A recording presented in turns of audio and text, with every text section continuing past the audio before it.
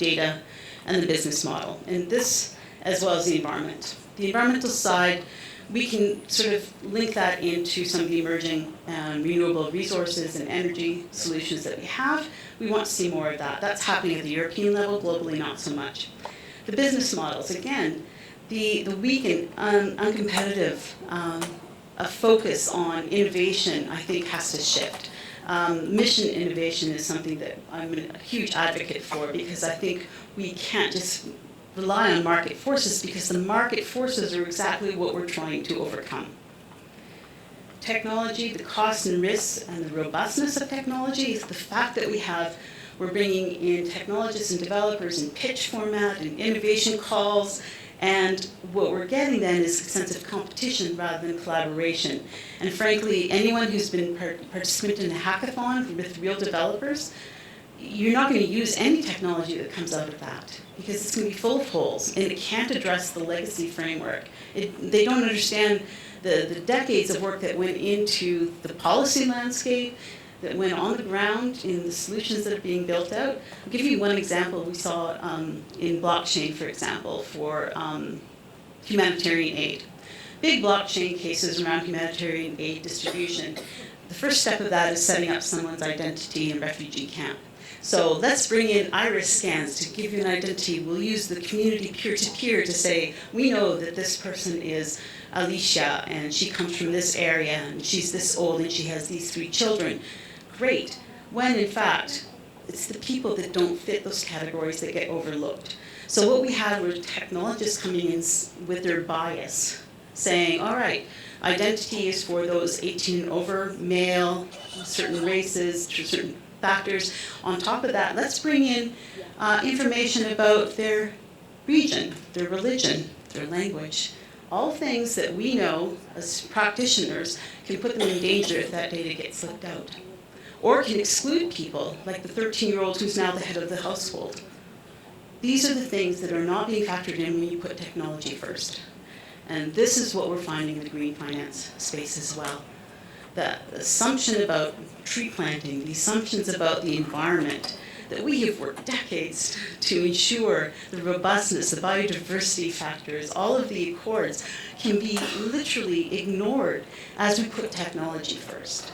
And this goes to the credibility of the technology as well as the credibility of what we're doing. So this is why I really do strongly believe in a consortium-based approach with the policy people there, the stakeholders, the actors, the solution providers, and the beneficiaries. We must include those as we're building these out. Now, would this group like to go into a blockchain 101? Who's interested in just a very brief overview of blockchain? Hands up. Okay. What I would ask, I need a volunteer. Anyone? Just someone, I'm not going to ask you to do much. I just need you to come up here. Someone who's following, yeah, there we go. All right. What I'd like for the rest of you to do is, I have here some sustainable chocolate, right? I would like for all of you to close your eyes, and I'm going to do something with this chocolate. Please close your eyes now. Open your eyes. Who can tell me what happened to that chocolate? It was transferred.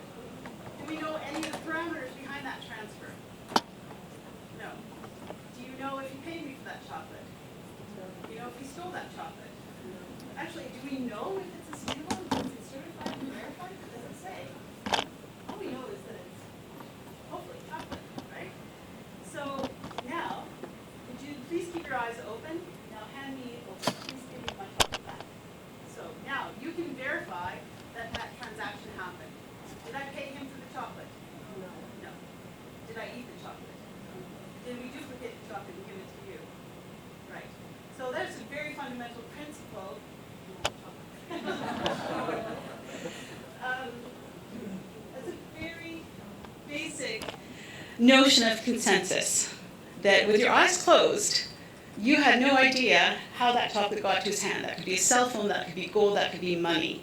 But because everyone witnessed this, we have consensus that this was the transaction that happened. And if we took a vote, if some of you blinked or dozed off, we would still have at least half the participants say, yes, that chocolate was given freely, and the transaction occurred. That's called the consensus protocol. That's a very fundamental principle of blockchain. That idea of instead of having to go to the supermarket to buy the chocolate, to give the chocolate, to verify, we have everyone understanding and verifying that, yes, the chocolate was passed to someone else's hands. That could be any commodity or any asset. And it could be a non-tangible asset or something concrete. So the 3 core principles of blockchain, this is where it gets a little more fun. The 3 core principles of blockchain are a common database. So each one of you is a node in our blockchain. Let's put it that way. Your computer, your cell phone, or your server.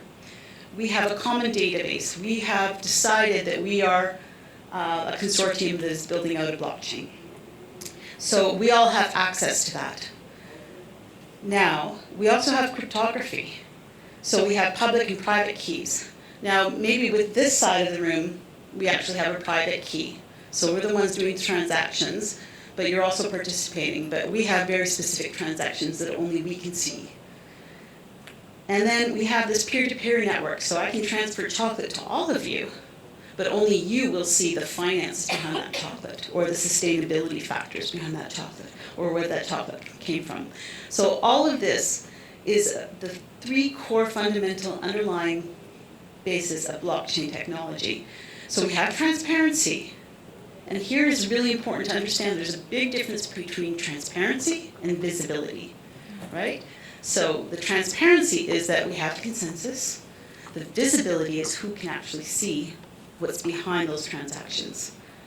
And we are secure. We know that no one else outside of this room can actually come into our blockchain without one of you or all of us deciding that this person is a secure partner.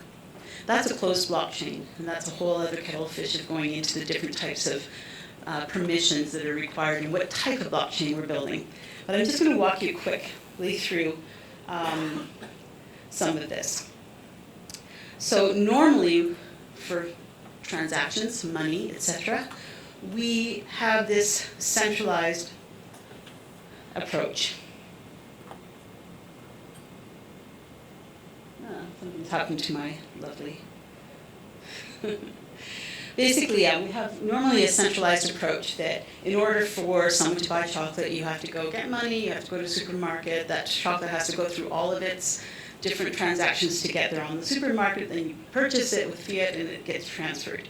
With decentralized, we can actually have different nodes, so we would have a decentralized system here, but a fully distributed one would be the whole world, or a much larger group at least.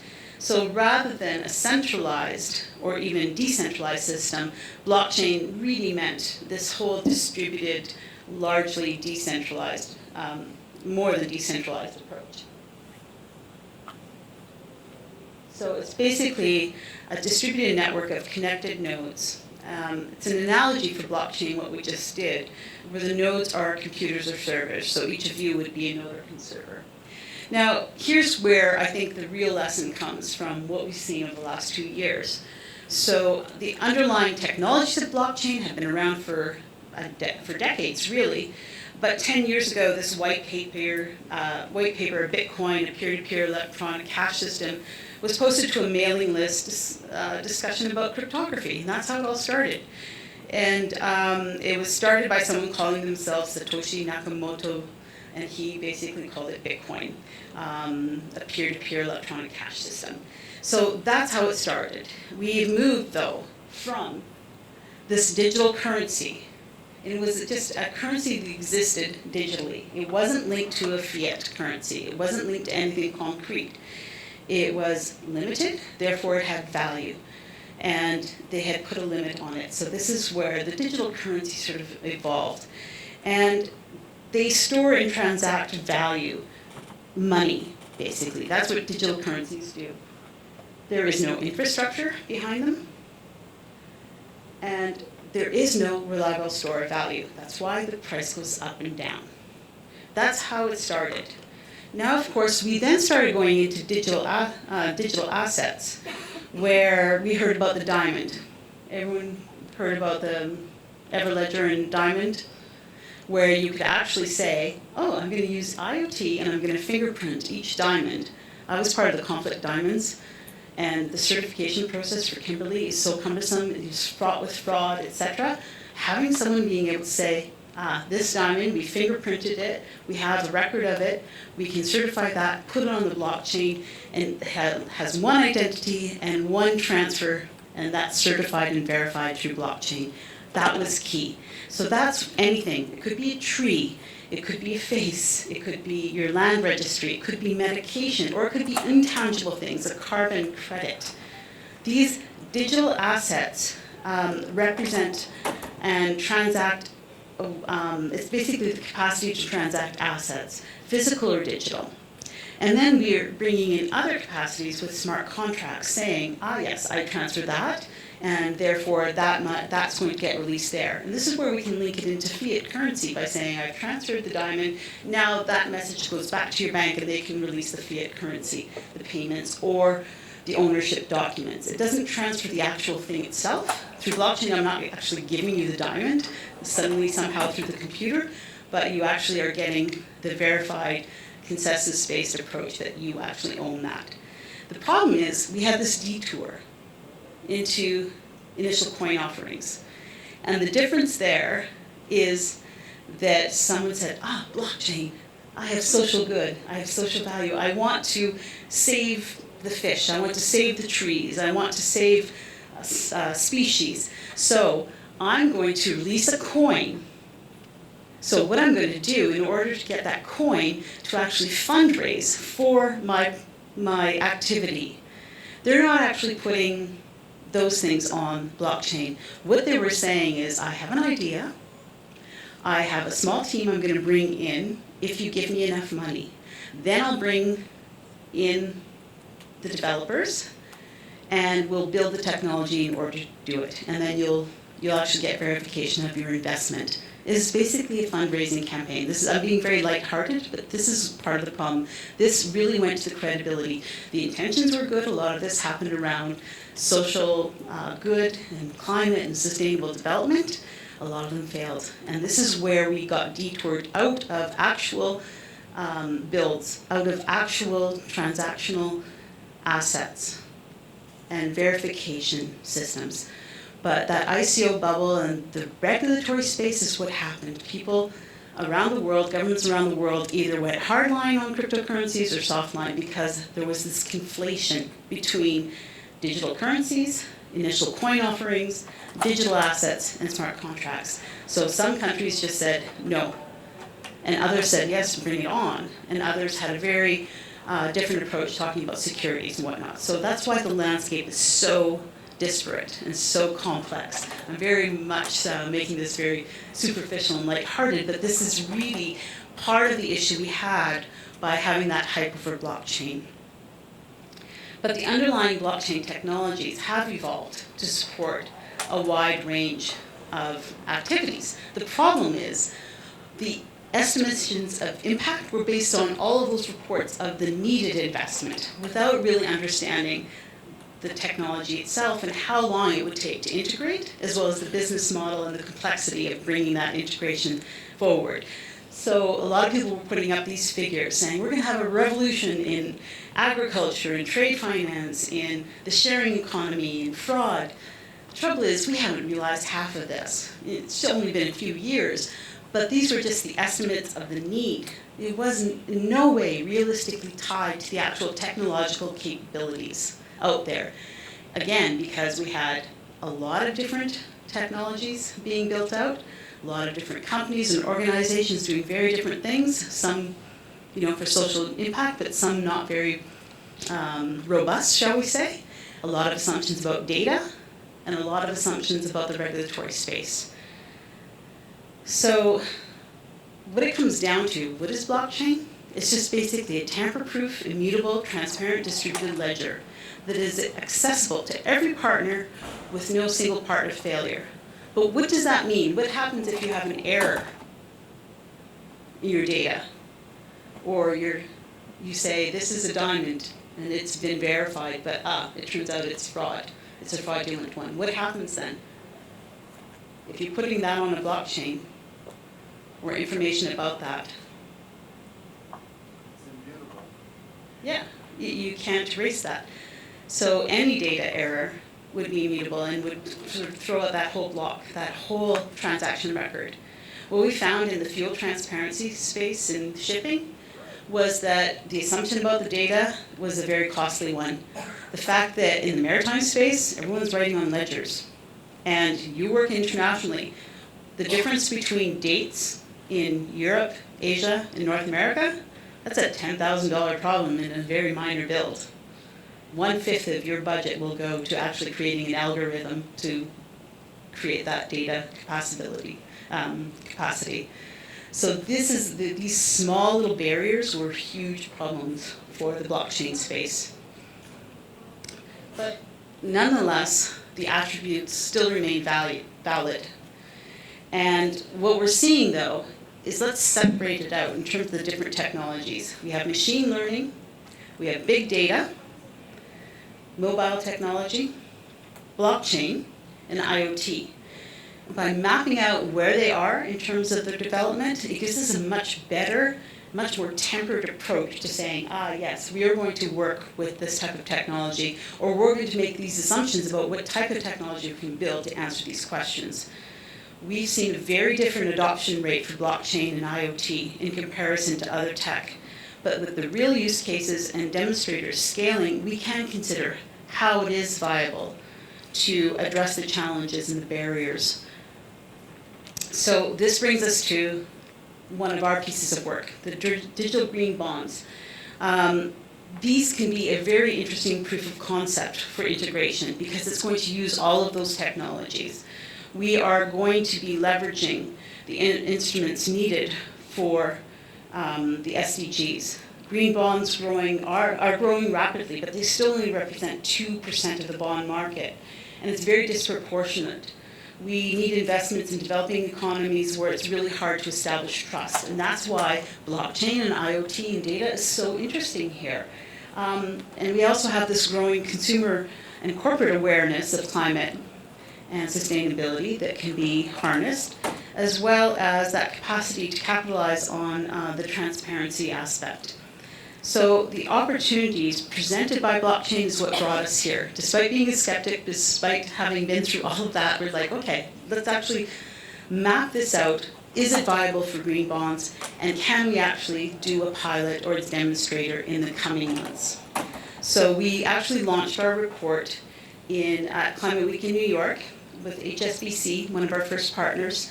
I know that Ant Financial and others are looking to do this as well. So the idea is let's just get a demonstrator. The difference between a demonstrator and a pilot is that you just bring in a minimal viable consortium. You bring in a project that has the verified data. You bring in the transactions and the banks and the actors needed to actually make those transactions happen. This is the approach we took with the World Bank Carbon Markets pilot and with the demonstrator of the fuel transparency. Once you actually prove the data is viable and that the transactions can happen, then you can start bringing in other partners and other projects. But we need a very good vetting process going forward and a really good way of integrating the technologies. So the idea is to integrate the IoT and artificial intelligence for green asset performance. So that real-time proof of solar panels or trees, if you choose a project where that has been verified, you can use that automation into reporting. And the idea is then it releases a security token, not a cryptocurrency, a security token that can fractionalize the asset. So rather than having to be a huge multi-million-dollar investment, it can be partitioned to $25 or $50 per person in this room to become part of that asset owners. So it means that the youth of today who are looking for a way to invest, the money that we have stored in bank accounts that aren't actually creating interest, we can actually use that to these types of projects. By fractionalizing that ownership, we offer different groups and organizations and individuals to participate.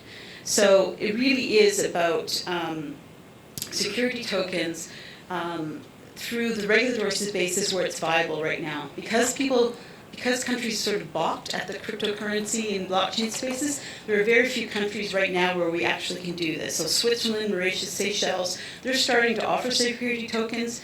We could do that. Actually, the Philippines is a good regulatory space. So it's really about finding the projects that will benefit and that have the verified data, plus the institutions that actually are willing to back this up, and the partners. And we've sort of got that consortium together, and we're ready to take that next step.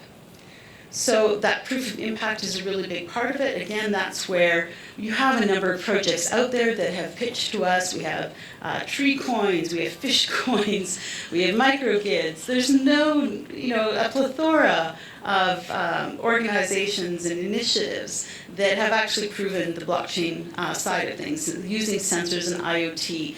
Whether the integration of the technology is really interesting, but that's not the primary purpose. It's really is that integrated technology really proving the impact to the point whether it's can actually pass the UNFCCC verification, a gold standard verification? Can it actually replace that?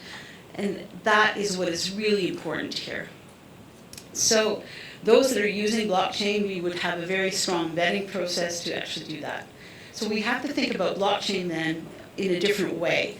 It's a toolbox, and we have to make sure that the immediate benefits of collaboration are actually backed up by solid performance, solid verification, and solid institutions. So this isn't revolutionary. This isn't overthrowing the system. This is helping the system become more efficient, more cost efficient, and more credible, basically. So we can accelerate the scaling, but only if we do it with the existing processes and notions of verification. So what we've done then is release the state of regulatory readiness for automated green bonds. And these are the sort of the sandboxes we would be looking to create. So we have actually $1 billion raised in security token offerings, but a lot of that has been dwarfed by global bond markets, of course, of over $100 billion. So there's a small part that's ready to go. The market has been driven by the UK, US, Switzerland, Germany, and Estonia. And we have some markets that have maturity of research or sort of really well-designed legal infrastructure ready to go. European regulators are, of course, a big part of that. Now, the other side of this is the readiness index, which we are looking to build out. This is a sort of natural overflow, but also a parallel project that we initiated. First, if you're interested in the blockchain pilot, I can give you that report. It's online, and we are looking to actually build out that pilot and that demonstrator going forward. Regulatory clarity is absolutely essential. The readiness index is the second and last thing I want to speak to you about, and that is the task force. This is something we actually started with our hubs. Switzerland, Holland, and Ghana. These were, frankly, just low-hanging fruits. We had established relationships, established trust. We knew that we had a really good portfolio with Holland, good regulatory space, and same with Switzerland. They had already done a fintech landscape. And Ghana, it was because I'd worked with that hub previously with the accelerator program. So this was just the first piloting of a process where we were looking to map regulatory readiness and country readiness for scaling digital green tech. The task force, the UN task force, became very interested in this as we started building it out. And the task force, as you know, is like this multi-sector consortium of leaders that was convened by the UN Secretary General, and it's sort of focused on real concrete recommendations to scale up digital finance for SDGs. We are bringing the green into that, and we are also now the official knowledge partner on this index. And the readiness index is basically measuring progress and the capacity at that country level, but globally, to ensure that we're actually sharing common experiences and to actually help scale up the innovations, but also to share experience on the regulatory space. So what we've actually done is address those barriers. Why do we need an index? is basically to say we need recommendations to actually talk about how to create the right landscape, regulatory, technological, etc., to actually enable technology to scale up. And the benchmark, which we've created and already piloted, starts with 4 data sets, 3 data sets and the 4th one that has evolved. The state of regulatory and policy landscape shaping, and the existing green and sustainable fintech landscape. And the 3rd one is mapping the existing deployment of green and sustainable digital finance by institutions and capital markets.